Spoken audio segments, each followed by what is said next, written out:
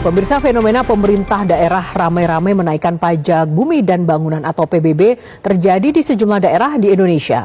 Masyarakat Pati menggelar demo akbar di pendopo kantor Bupati Pati pada Rabu 13 Agustus lalu. Demo memprotes kenaikan PBB hingga 300% di Kabupaten Bone, Sulawesi Selatan juga diwarnai keributan. Di kota Cirebon, Jawa Barat, kenaikan PBB yang mencapai 1000% menuai reaksi dari masyarakat. Kita akan membahasnya dengan Wakil Ketua Umum Asosiasi Pemerintah Kabupaten Seluruh Indonesia atau APKASI, Rio Prayogo. Mas Rio, selamat malam.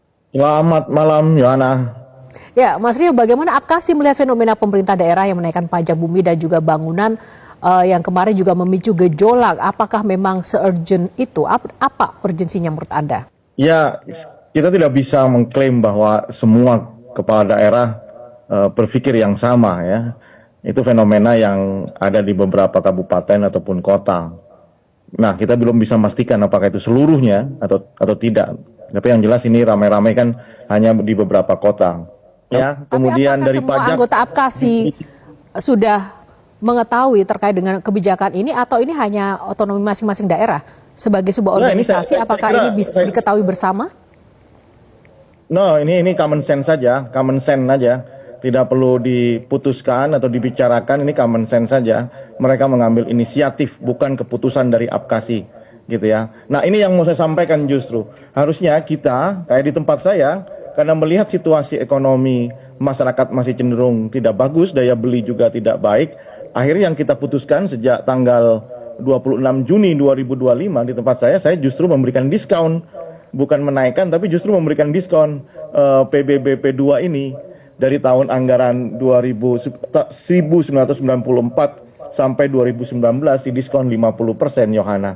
Nah, inilah saya kira butuh feedback dari masyarakat sebelum mengambil keputusan. Itu aja sih masalahnya menurut saya. Nah, tapi soal apakah mengambil pajak atau berhutang, itu kan soal ilmu ekonomi dasar saja untuk memenuhi visi misi yang sudah kita canangkan dan kita sampaikan ke masyarakat, Yohana. Ya, Mas Rio, yang Anda tahu, apakah memang benar bahwa alasan efisiensi anggaran dari pemerintah pusat ini menjadi salah satu pemicu kenapa diluncurkan kebijakan kenaikan PBB?